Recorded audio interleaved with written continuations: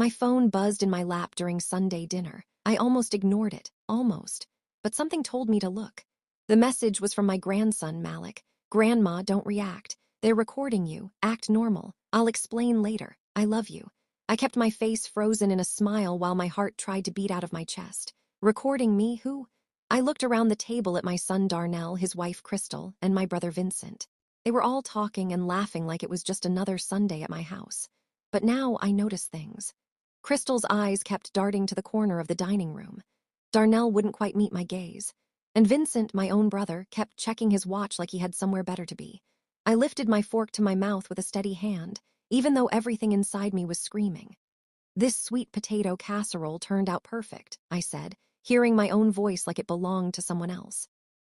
"It really did," Mama, Darnell said, and for just a second I saw something flash across his face. Guilt. Or was I imagining it now that Malik had planted this seed in my mind? I excused myself to the bathroom, my legs shaking so bad I thought I might fall. Once the door was locked, I looked at my phone again. There was another message from Malik. "Check the smoke detector in your bedroom. There's a camera inside. Don't touch it, just look." My hands were trembling now. Cameras in my own home. The home I'd lived in for 37 years. The home my late husband Jerome and I had raised our family in. I studied myself against the sink and looked in the mirror. I was 68 years old. My hair was gray but neatly styled like always. My church dress fit me well. My mind was sharp as it had ever been. So why would anyone be recording me? Before we continue, please drop a comment if you've ever experienced something like this. We'd love to hear your story and subscribe to the channel to help us grow. When I came back to the table, I saw everything different. The way Crystal touched Darnell's arm when I sat down. The way Vincent leaned back in his chair watching me. The way none of them seemed surprised when I knocked over my water glass, reaching for the bread basket. "You okay, Mama?" Darnell asked, jumping up to help. "I'm fine, baby, just clumsy today." But I wasn't clumsy. I'd been reaching for that basket just fine for 40 years at this table. Someone had moved it 6 in to the left. Someone wanted me to knock something over. The realization hit me like cold water. They were trying to make me look confused, incompetent. I made it through the rest of dinner on autopilot, saying all the right things, laughing at all the right moments. But inside, I was putting pieces together, and the picture they made turned my stomach. After everyone left, I went straight to my bedroom. The smoke detector was right where it had always been, on the ceiling near my closet. But when I pulled my reading chair over and looked close, I could see it. A tiny lens no bigger than a pinhole pointing right at my bed. I sat down hard on that chair, my whole body going cold. How long had it been there? What had they seen? What had they heard? My phone buzzed again. "Malik, can you come get me? Tell Dad you forgot something at my house." Malik lived with Darnell and Crystal. Had since his mother, Darnell's first wife, passed when he was 7. 10 years of them raising him while I watched from the sidelines. Always welcome for Sunday dinners and holidays. Always kept at a comfortable distance by Crystal. I called Darnell. "Honey, I think I left my good serving dish at your place. Can I swing by and grab it now? Mama, it's almost 8:00. I want to use it for church potluck tomorrow. Won't take but a minute," he sighed. "All right, doors unlocked." 20 minutes later, I pulled up to their house in Baldwin Hills. Beautiful place, 5 bedrooms, pool in the back. Darnell had done well for himself in real estate development. I'd been so proud. Malik was waiting by the door. He pulled me inside quick and led me to his room. Soon as that door closed, my grandson, my tall basketball playing honor student grandson, started crying. "I'm so sorry, Grandma. I'm so sorry. I should have told you sooner. Baby, what's going on?" I held his face in my hands. This child who looked so much like his grandfather, it hurt my heart. "They're trying to say you're losing your mind. Dad and Crystal and Uncle Vincent, they've been planning it for months." The words tumbled out of him fast. "They put cameras all over your house. In the smoke detectors and the lamps in the picture frames. They've been recording everything." My legs went weak. I sat down on his bed. "Why?" "Your money, Grandma, all of it. The life insurance from Grandpa, the pension, your investments, the house. Dad said it's worth over $1 million and it's being wasted on you." The room started spinning. Wasted on me? They want to get power of attorney. They've been editing the videos to make you look confused, forgetting things, wandering around at night. Uncle Vincent's going to submit them to some doctor he knows get you declared incompetent. I thought about all the strange things over the past few months. My reading glasses going missing, then showing up in the refrigerator. I'd sworn I'd left them on my nightstand. My keys found in the bathroom cabinet. Photos moved around. Food I didn't remember buying. They've been gaslighting me, I whispered.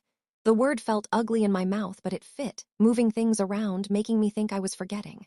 Malik nodded, tears streaming down his face. Crystal comes over when you're at church. She moves stuff, takes things. Then Dad asks you about it later, records your confusion. I saw her one Sunday when I told them I was sick. She didn't know I was home. How long have you known? 3 weeks. I found files on Dad's computer, videos, documents, a whole folder labeled incompetency evidence. There's stuff from Uncle Vincent, too. A plan. After they get power of attorney, they're going to sell your house and put you in some state facility in Riverside, the cheapest one they could find. My heart broke into 1,000 pieces.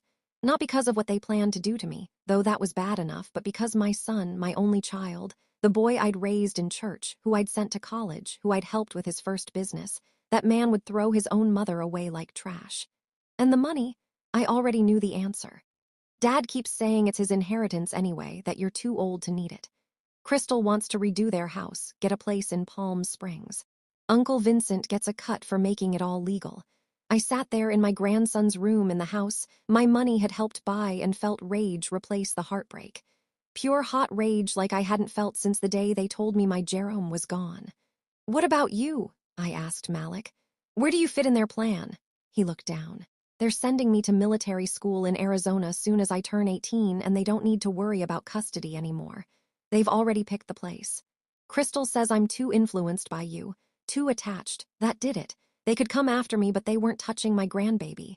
Do you have proof? I asked. Something I can use. Malik pulled out a laptop from under his bed. Everything. I downloaded it all.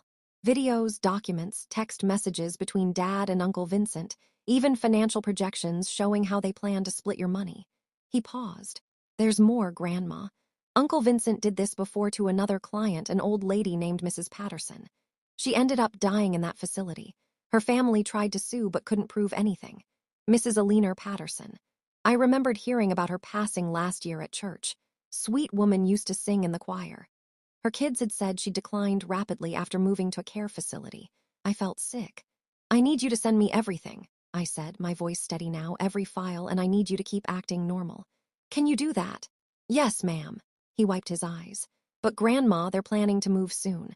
I heard Dad tell Crystal they're filing the paperwork next month right after his company's awards dinner. Awards dinner? Yeah, his firm is getting some family values and business award. Big ceremony, lots of important people. Dad's giving a speech about integrity and taking care of family. Malik's voice dripped with anger. The whole thing is fake, but everyone believes it. I stood up, my mind already working. Then we have a month. That's enough. Enough for what? I looked at my grandson, this brave child who'd risked everything to warn me. Enough to make sure they never hurt you or anyone else again. I grabbed that serving dish I'd supposedly left behind. Actually pulled one from Crystal's cabinet and drove home. But I didn't go to sleep. I sat at my kitchen table with Malik's laptop and watched video after video of my own life, edited to make me look like a confused old woman losing her mind. There I was, supposedly wandering my house at night in confusion. But I recognized that nightgown. I'd thrown it away weeks ago. Someone had taken it from my trash and put it back in my drawer for this video. There I was forgetting where I'd put my purse, but the timestamp showed it was filmed on a Tuesday morning. I was at Bible study every Tuesday morning. I wasn't even home. There I was apparently unable to work my own stove, but if you looked close, and I did over and over, you could see someone had switched the on labels on the knobs. They'd sabotaged my own stove to film me looking confused. Every video was a lie. A careful, calculated lie. I found the documents.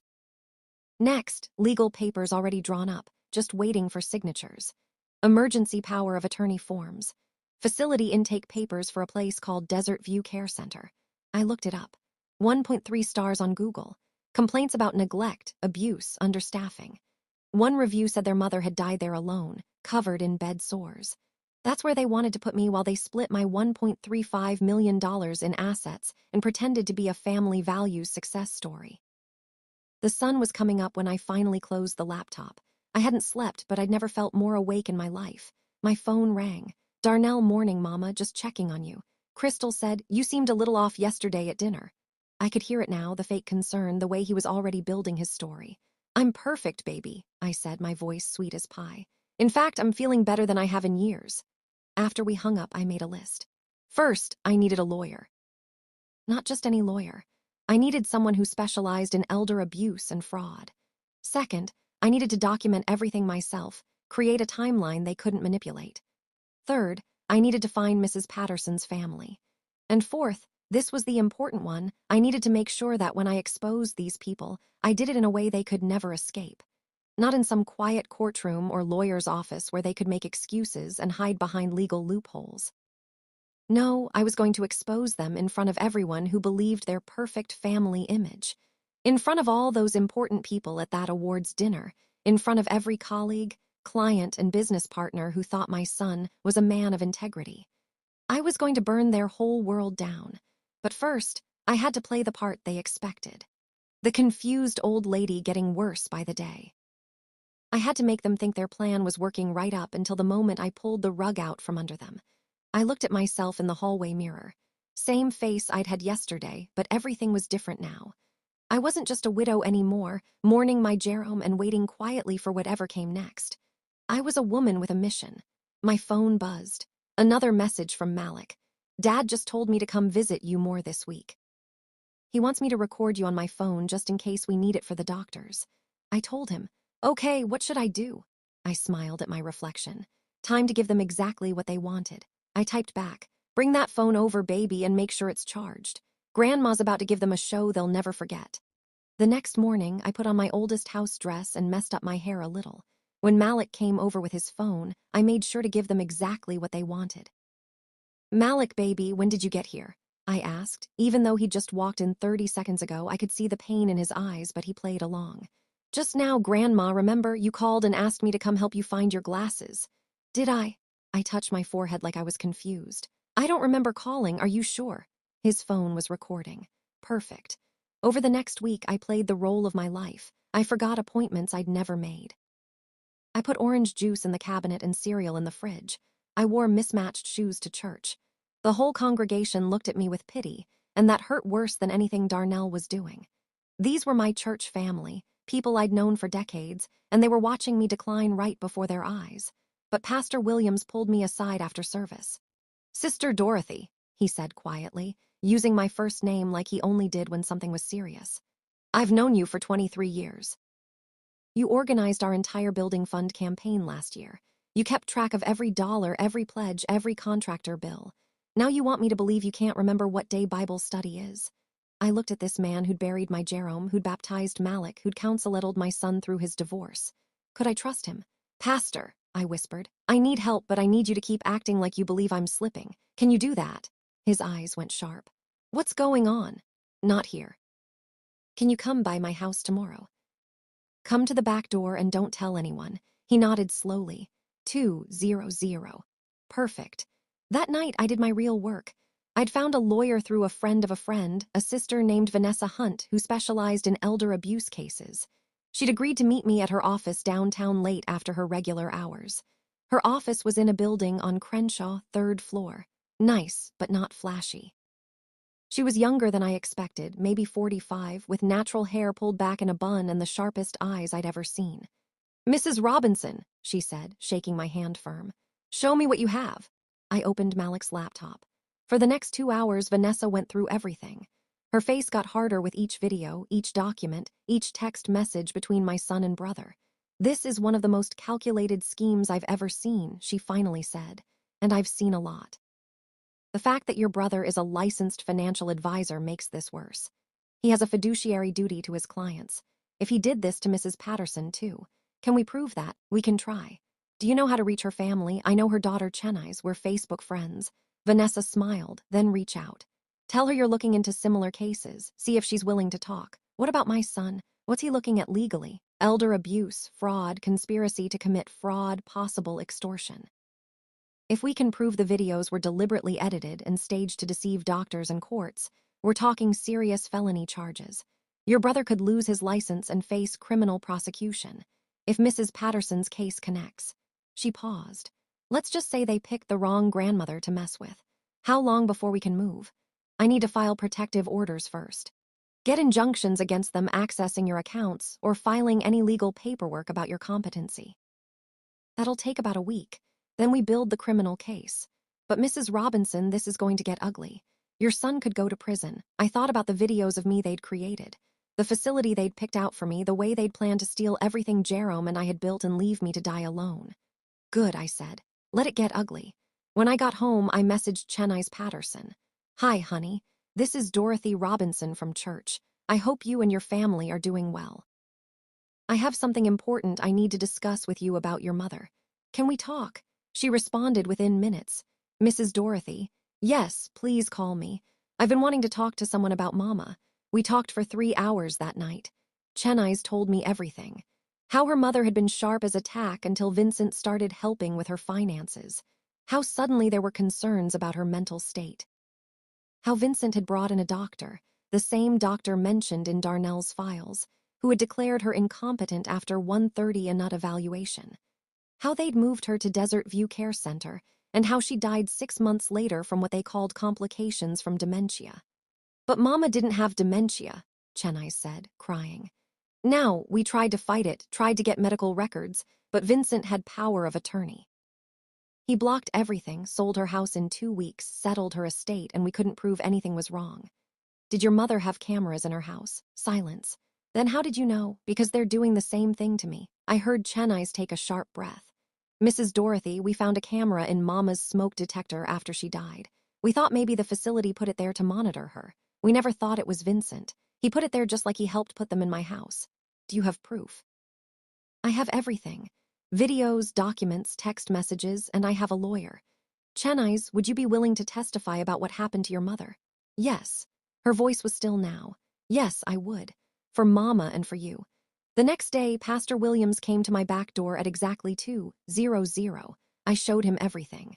This man of God who preached about honoring your mother and father sat at my kitchen table and watched my son plot to throw me away. When it was over, Pastor Williams took off his glasses and cleaned them slow. He always did that when he was thinking hard. Sister Dorothy, he said finally, I've known Darnell since he was in diapers, watched him grow up, married him and Crystal. And I'm telling you now, if you need me to testify in court, I'll be there. If you need the church to support you, we'll be there. This isn't just wrong. This is evil. I need people to witness what I'm about to do. I said I'm going to expose them at Darnell's awards dinner in front of everyone, but I need credible people there who know I'm not crazy, who can back up my story if they try to spin it later. Pastor Williams nodded. How many seats do you need? As many as you can get me. Over the next 2 weeks, everything moved fast. Vanessa filed emergency protective orders. A judge reviewed the evidence and was so disturbed, he granted them immediately along with a restraining order preventing Darnell, Crystal, or Vincent from accessing my financial accounts or filing any legal paperwork about my competency. But here's the thing. We kept it all sealed. They didn't know. The restraining orders wouldn't be served until after the awards dinner because I wanted them confident. I wanted them relaxed. I wanted them standing in front of all those people thinking they'd won. Meanwhile, I kept playing confused, kept forgetting things, kept giving them footage they thought would seal my fate. Darnell even brought Crystal over one afternoon with more paperwork. Mama, we just need you to sign these. It's just to make sure someone can help you with your finances if you need it, just in case. I looked at the power of attorney documents, the same ones from Malik's files. I don't know, baby. Shouldn't I have a lawyer look at these? Mama, I am your lawyer. Well, Crystal is. She's been doing estate law for years. We're just trying to protect you. Crystal put her hand over mine. Her nails were freshly done, bright red. I wondered if my money had paid for them. We love you, Mom. We just want to make sure you're taken care of. I wanted to snatch my hand away. Wanted to scream at this woman who'd been violating my home, moving my things, filming my life. But I smiled instead. Let me think about it, I said. My head's not so clear today. Of course, Mama, Darnell said. And I saw him exchange a look with Crystal. A look that said soon. But Malik came over that evening and we added to my evidence file. He'd recorded the whole conversation on his phone, including Darnell and Crystal talking in the car afterward. Did you see her? Crystal's voice was clear on the recording. She's worse than last week. Vincent says we can file next Friday. 3 more days. The dinner's Thursday night. Darnell said we should wait until after. I don't want anything interfering with the award ceremony. Fine, but Friday morning first thing. I already have the facility on standby. We can have her moved by the weekend. Malik was shaking when he played it for me. They're really going to do it. No, baby, I said, holding his hands. They're really not. The awards dinner was at the Biltmore Hotel downtown. Black tie event, 500 people. Darnell's company, Robinson Development Group, was receiving the Family Values in Business Award from the Los Angeles Urban Chamber of Commerce. He'd be giving a speech. There'd be press photos. Everyone who was anyone in black business in LA would be there. Vanessa got me a seat at the main table right next to where Darnell would be sitting. She'd also gotten seats for Pastor Williams, Chenice Patterson, and 3 other witnesses. Plus, she'd hired a videographer to document everything for the legal record. The night before the dinner, Malik came to stay with me, told his parents he wanted to spend time with Grandma while he still could. They thought he meant before military school. He meant before their whole world exploded. We stayed up late going over everything one more time, making sure we had every file, every video, every piece of evidence. "Are you scared?" Malik asked me around midnight. "Terrified," I admitted. "But you know what? I'm more scared of doing nothing, letting them do this to me and whoever comes next. Your grandfather always said the only thing necessary for evil to triumph is for good people to do nothing."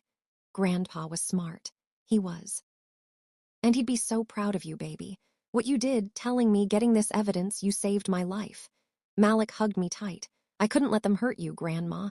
You're the only one who's ever really loved me. That broke my heart." This child living with parents who saw him as an obstacle, who were planning to ship him away the moment it was convenient. "After tomorrow," I said, "you're never going back to that house. Whatever happens, you're staying with me." "I've already talked to my lawyer about emergency custody." "Really? Really? You're my grandson, my blood, and I protect what's mine." Thursday night came. I got dressed in my best outfit, a navy blue dress suit Jerome had always loved, my good pearls, my church shoes. Did my hair and makeup careful. I looked at myself in the mirror and saw a woman ready for war. Pastor Williams picked me up at 6. "You ready for this, Sister Dorothy?" "More than ready." The Biltmore was beautiful, all lit up and elegant. People in fancy clothes everywhere. I saw Darnell across the lobby with Crystal on his arm. She was wearing a dress that probably cost more than my monthly pension. Darnell was in a sharp tuxedo, smiling and shaking hands like he owned the place. He saw me and his smile faltered for just a second. Then it was back, bright and fake. "Mama, you made it." He came over and kissed my cheek. "You look beautiful. Wouldn't miss it, baby. So proud of you." I saw Vincent across the room talking to some other businessman. He nodded at me, that same fake smile. These people were so sure they'd won. We took our seats. I was right at the main table, just like Vanessa had arranged. Darnell kept looking at me, probably wondering how I'd gotten such a good seat, but he couldn't ask without looking suspicious. Dinner was served. Speeches were made. Everyone talked about integrity and family values and giving back to the community. I smiled through all of it, my heart pounding. Finally, it was time for Darnell's award. He went up to the stage, Crystal beaming at him from her seat. The presenter talked about his business success, his commitment to family, his strong moral foundation. Then Darnell took the microphone. "Thank you all so much for this honor," he began. "Family values aren't just words to me. They're how I live my life. My mother taught me that. Dorothy Robinson, that's her right there. She showed me what it means to care for family, to put them first, to make sure they're always protected." I stood up. The room went quiet. People looked at me, probably thinking I was going to say something sweet about my son. Instead, I walked toward the stage. Vanessa was right behind me, along with 2 security guards she'd hired and a police officer who'd been briefed on the situation. "Mrs. Robinson," the presenter said, confused. "Would you like to say something?" "Yes," I said, my voice carrying through the microphone system. "I would like to say something about family values." Darnell's face went white.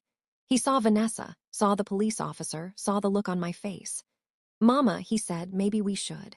"My son has been telling you all about family values," I continued, "while he's been plotting for 6 months to have me declared incompetent, steal my life savings, and abandon me in a facility with a 1-star rating. He's been secretly recording me in my own home, editing videos to make me look mentally ill, and conspiring with his wife and my own brother to commit elder abuse and fraud." The room erupted.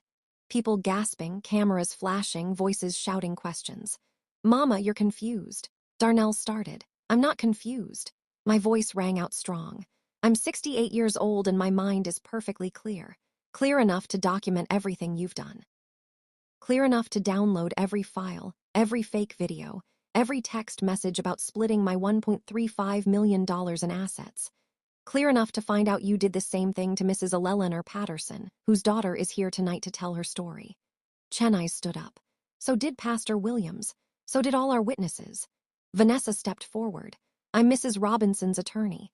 We have evidence of criminal conspiracy, elder abuse, and fraud. There are already protective orders in place. And as of this moment, Darnell Robinson, Crystal Robinson, and Vincent Mitchell are being served with restraining orders and notice of criminal charges.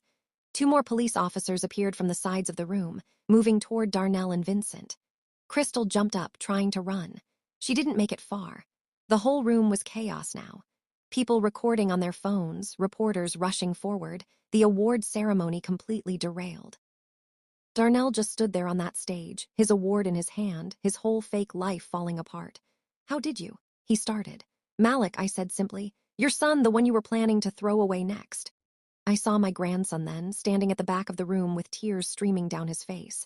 I opened my arms and he ran to me, all 6 feet of him, and I held him while his father was read his rights. You can't do this, Darnell was shouting now, being handcuffed. I'm her son. I was trying to help her. You were trying to rob me, I said, and the only person you succeeded in helping was yourself. The police took Darnell away, took Crystal, took Vincent. The whole room watched as 3 people who'd been celebrating family values got arrested for destroying a family. Vanessa touched my arm. There's more to do. They'll post bail tonight probably. The criminal case will take months. But you won, Dorothy. The restraining orders are permanent until trial. They can't touch you or your money. And I've already filed for emergency custody of Malik. I looked at my grandson, this brave child who'd saved us both. Then let's go home, I said. We left that hotel with cameras flashing and reporters shouting questions. Left that room full of people who just learned that family values mean nothing if they're just words on a stage. Pastor Williams drove us home. Me, Malik, and Vanessa. When we walked into my house, the house they'd violated with their cameras and schemes, it felt different. It felt like mine again. What happens now? Malik asked. Now we fight, I said. They'll try to make deals, try to paint me as vindictive or crazy. They'll hire expensive lawyers and drag this out. But we have the truth, and the truth is going to set us free. My phone started ringing. News stations, family members, church members, everyone who'd seen the videos that were already going viral online. But I didn't answer any of them. Instead, I sat down at my kitchen table with my grandson and my lawyer, and we planned for the battle ahead because this wasn't over. Not by a long shot, and I was ready for whatever came next. The next 72 hours were a blur. The video from the awards dinner went viral. Millions of views across every platform. My phone wouldn't stop ringing. News vans parked outside my house. Grandmother exposes elder abuse plot at son's awards ceremony was the headline everywhere. But while the internet was having a field day, I was dealing with reality. Darnell, Crystal, and Vincent all posted bail within hours. Their lawyer started calling immediately, trying to negotiate. Vanessa shut them down every time. My client has nothing to say to your clients. See you in court. The emergency custody hearing for Malik was scheduled for Monday morning. That gave Darnell's lawyers 3 days to try to stop it. They tried everything. Filed motions claiming I was mentally unfit to care for a teenager. Submitted affidavits saying I was vindictive and had manipulated Malik against his father.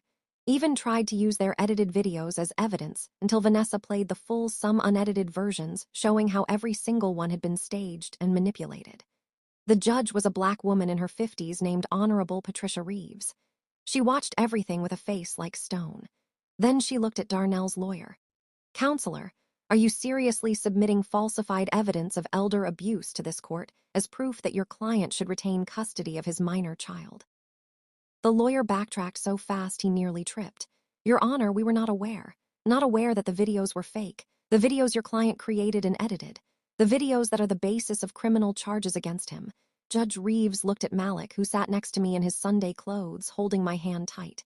Young man, do you want to live with your grandmother? Yes, ma'am, Malik said, his voice steady more than anything. Do you feel safe with her? She's the only person who's ever made me feel safe. Judge Reeves looked at Darnell. Mr. Robinson, you stood in front of 500 people and accepted an award for family values while secretly plotting to abuse your own mother and abandon your son. I'm granting Mrs. Robinson temporary full custody pending the outcome of the criminal proceedings. You are not to contact your son except through supervised visitation, which I am not inclined to grant unless he requests it." She slammed her gavel. "We're adjourned." Darnell tried to approach us in the hallway. The bailiff stopped him. "Sir, there's a restraining order." I watched my son's face crumble. For just a second, I saw the little boy he used to be, the one who'd cried when he scraped his knee, who'd hugged me tight before his first day of school. Then I remembered the videos he'd made of me, the facility he'd chosen, the text messages about splitting my money. "You did this to yourself," I said quietly. Then Malik and I walked away. The church community rallied around us like I'd never seen. Sister Patricia started a meal train. We had dinner delivered every night for weeks. Brother James, who owned a security company, installed a real security system in my house, free of charge.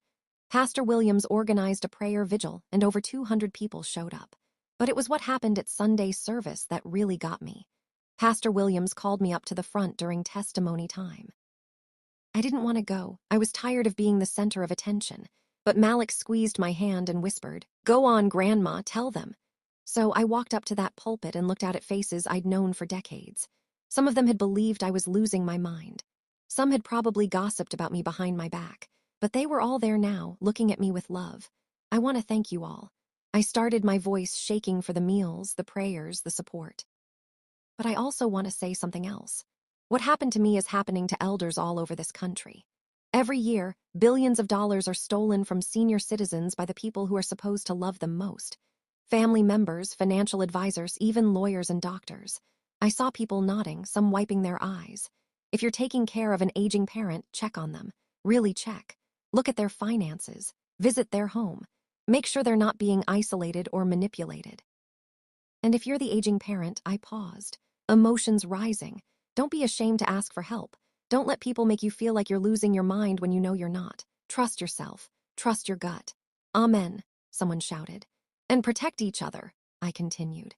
Mrs. Eleanor Patterson died alone in a facility because no one believed her family when they said something was wrong. Her daughter Chenize is here today, and she's going to make sure that never happens to anyone else.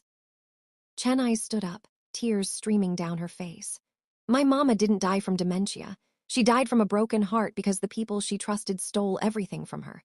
But Mrs. Dorothy is going to help us get justice for Mama and for everyone else." Vincent Mitchell hurt. The whole church erupted in applause and amens. Pastor Williams had to wait a full minute before he could speak again.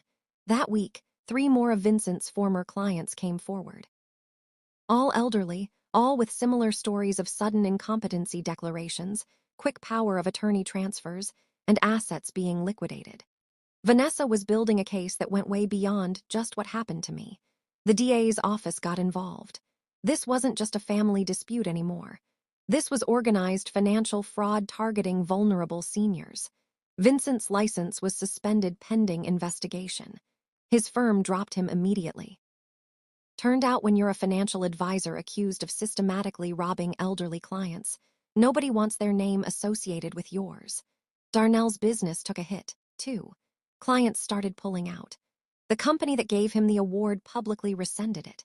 His partners at Robinson Development Group called an emergency meeting and voted him out. Turns out it's hard to do business when everyone thinks you're the kind of person who'd throw your own mother away for money.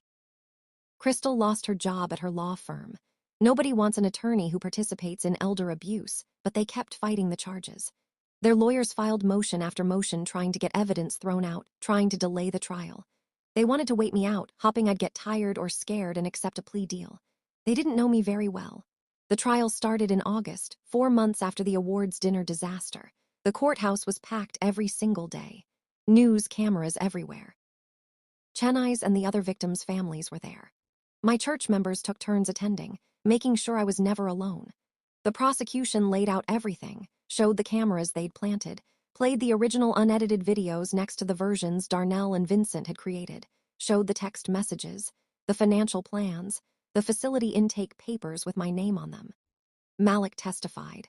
My grandson sat in that witness box and told the truth about everything he'd seen and heard. Told them about military school, about being sent away so they wouldn't have to worry about his interference. Darnell's lawyer tried to make it seem like Malik was being manipulated by me. Big mistake. Son, isn't it true your grandmother has always spoiled you? The lawyer asked. Given you money, bought you things, maybe made you feel loyal to her over your own parents. Malik looked him dead in the eye. My grandmother loved me. My parents were embarrassed by me. There's a difference. Objection, Darnell's lawyer shouted. I'll allow it. Judge Reeves said she was the trial judge, too. The witness may continue. My dad used to tell people I was visiting relatives when I was right there in the house, Malik said. Crystal told her friends she wished I'd go live with my grandmother full-time because I was too much trouble. The only time they paid attention to me was when they needed me to spy on Grandma. So no, sir, I'm not manipulated. I'm telling the truth. The courtroom was silent. I saw 2 jurors wiping their eyes. Chennai's testified about her mother, about how Vincent had isolated Mrs. Patterson from her family, controlled all communication, and eventually moved her to that facility where she died 6 months later. The medical examiner testified that Mrs. Patterson had shown no actual signs of dementia in her autopsy. Her brain was healthy for her age. So, what killed her? The prosecutor asked. Officially, pneumonia. But in my professional opinion, she died from neglect and despair. 3 other victims testified. Same pattern every time. Vincent would gain their trust, express concern about their mental state, bring in his doctor friend, get power of attorney, liquidate assets, and move them to cheap facilities while pocketing the difference. The defense tried to claim it was all just aggressive estate planning, and that Darnell was only trying to protect his inheritance. Their doctor tried to testify that my behavior in the videos showed clear cognitive decline. Then Vanessa put her own medical expert on the stand, a geriatric psychiatrist who'd evaluated me extensively. In your professional opinion, does Mrs. Robinson show any signs of dementia or cognitive impairment? None whatsoever. She scored in the 98th percentile on every cognitive test I administered. Her memory is excellent, her reasoning is sound, and she shows no signs of any neurological disorder. Frankly, she's sharper than most people half her age. Then how do you explain the videos? They're fabrications. In each case, you can see signs of staging or editing. Items moved to places the person wouldn't logically put them. Timestamps that don't match the stated timeline. In some cases, you can literally see someone's hand reaching into frame to move objects while Mrs. Robinson isn't looking. These videos aren't evidence of cognitive decline. They're evidence of fraud. The trial lasted 3 weeks. The jury deliberated for 4 hours. Guilty on all counts. Darnell, elder abuse, fraud, conspiracy, attempted theft, 15 years. Crystal, conspiracy, fraud, breaking and entering, 10 years. Vincent, elder abuse, fraud, professional misconduct, conspiracy, 25 years, plus permanent loss of his financial advisor license and a massive fine to be distributed among his victims. The doctor who rubber-stamped Vincent's incompetency declarations lost his license and faced his own charges. When the verdicts were read, I felt Malik grab my hand. We sat there together, this child I was raising at 68 years old, and watched justice happen. Darnell looked back at me from the defendant's table. He was crying. "Mama, I'm sorry," he mouthed. I didn't respond. Some things can't be fixed with sorry. Outside the courthouse, reporters swarmed us. But Vanessa and Pastor Williams created a path and we walked through with our heads high. "Mrs. Robinson, how do you feel?" someone shouted. I stopped, looked at the cameras. I feel like justice was served, not just for me, but for Mrs. Patterson and every other elder who's been abused by people they trusted. If you're out there and this is happening to you, speak up. Don't be ashamed. Don't let them silence you. You deserve better. What about your son? I pray for him, I said honestly. I pray he uses his time to become a better man, but he made his choices and now he has to live with them. Will you visit him in prison? That's between me, him, and God. We drove home in Pastor Williams's car. When we pulled up to my house that they'd tried to steal, I saw balloons and a banner that said, "Welcome home," across the porch. The church ladies were inside, had cooked enough food to feed an army. Sister Patricia had made her famous peach cobbler. Brother James brought his famous ribs. Even people I barely knew had shown up to celebrate. "We're so proud of you," Sister Patricia said, hugging me tight. "You did, standing up like that. You gave a lot of people courage. That night after everyone left, it was just me and Malik in our house. He'd moved into the guest room permanently now, had decorated it with his basketball posters and his books, made it his own. We sat on the back porch watching the sunset, drinking sweet tea. "You okay, baby?" I asked him. "Yeah," he said. "I mean, it's weird. My dad's going to prison, but also I feel safe for the first time in years. That's okay." You're allowed to feel both things. Do you think he really loved me ever? I thought about how to answer that. I think your father loves himself more than he's capable of loving anyone else. And that's sad for him more than anyone. I don't want to be like him. You won't be. You already proved that when you chose to tell the truth, even when it was hard. That's who you are, Malik. That's who you'll always be. He leaned his head on my shoulder. This almost grown child. Thanks for not giving up, Grandma. Thanks for saving my life, baby. We sat there until the stars came out, making plans. Malik would finish high school, apply to colleges, maybe study law like he'd been talking about. I'd make sure he had everything he needed. The money Darnell had tried to steal would pay for Malik's education, his future, his dreams, and me. I was going to live, really live. Travel like Jerome and I had always planned. Volunteer with elder advocacy groups. Make sure what happened to me and Mrs. Patterson never happened to anyone else, if I could help it. I was 68 years old and I'd just gotten my life back. Over the next year, amazing things happened. Vanessa and Chennai started a nonprofit organization called Elder's Voice, dedicated to preventing financial abuse of seniors. I joined the board. We pushed for stronger laws, better oversight of financial advisors, and more resources for families dealing with elder abuse. The story kept getting coverage. I did interviews, spoke at events, testified before the state legislature. Turned out my nightmare could help protect other people. Malik thrived. Got straight A's, joined the debate team, got a scholarship to UCLA. On the night he found out, we celebrated with his favorite meal, my fried chicken, macaroni and cheese, collarded greens, and cornbread. Grandpa would be so proud. I told him he'd be proud of you too, Grandma. You're kind of a hero now. I'm not a hero. I just refuse to be a victim. That's what makes you a hero. Darnell wrote me letters from prison. I read the first few, but they were all the same. Excuses, justifications, complaints about how unfair it all was. After a while, I stopped opening them. Maybe one day I'd forgive him. But forgiveness didn't mean forgetting, and it didn't mean letting him back into our lives. Crystal divorced him from prison. Heard she moved to Arizona after her release. Cut all contact with everyone from her old life. Good riddance. Vincent filed appeals, lost them all. Last I heard, he was still trying to convince people he'd done nothing wrong. Some people never learn. On a Sunday morning exactly 2 years after the awards dinner, I stood in church and gave a testimony. The place was packed. It always was now. Our church had grown since the trial. Something about seeing justice happened brought people together. 2 years ago, I thought my life was ending. I said I thought I'd lost everything. My son, my home, my dignity. But God had other plans. He gave me a grandson who was brave enough to tell the truth. A church family who stood by me, a lawyer who fought for me, and he gave me a second chance at life. I looked at Malik sitting in the front row in his UCLA sweatshirt home for the weekend. My grandson taught me that family isn't just blood. It's who shows up, who tells the truth even when it's hard, who protects you when you need it most. Amen, the church said together. And I learned that it's never too late to fight back. Never too late to stand up. Never too late to say no. You don't get to treat me this way. Age doesn't make us weak. Experience makes us strong. More amens, people standing now. So if you're out there struggling, if someone's trying to take advantage of you, if you feel alone, you're not. Speak up.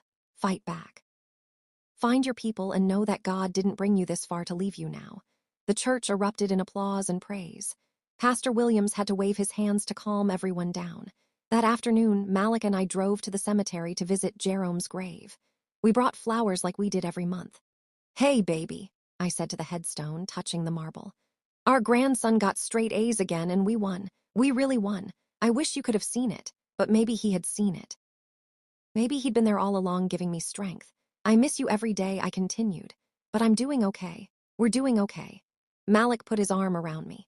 Grandpa would say you were a fighter. He'd be right. We stood there in the sunshine, 3 generations of fighters. One gone, one old, one young, but all of us connected by love and the refusal to be broken. My phone buzzed. A text from Chennai's. Just helped another family expose a similar scheme. Your story gave them courage to come forward. Thank you, Dorothy, I smiled. This was my legacy now, not just surviving, but making sure others could survive too. Ready to go home, Grandma? Malik asked. Yeah, baby, let's go home. We drove back to my house, the house they'd tried to take, the house I'd fought for, the house that was truly mine now, the house where my grandson was growing up safe and loved, the house full of memories and future and hope. At 68 years old, I'd learned something important. They can try to break you. They can lie about you. They can scheme against you. But as long as you've got truth, courage, and people who love you, they can't win. I'd taken my life back and I was going to live it on my own terms, surrounded by real family, real love, and real justice. That evening, Malik made dinner. He'd learned to cook from watching me. We ate together at that same kitchen table where I'd first discovered their betrayal, where I'd planned my revenge, where I'd rebuilt my life. "What do you want to do tomorrow?" he asked. "Let's go to the beach," I said. "It's supposed to be beautiful." Sounds perfect. And it did, because every day now was perfect in its own way. Every day was a gift I'd fought for and won. Every day was mine. Thanks for listening. Don't forget to subscribe and feel free to share your story in the comments.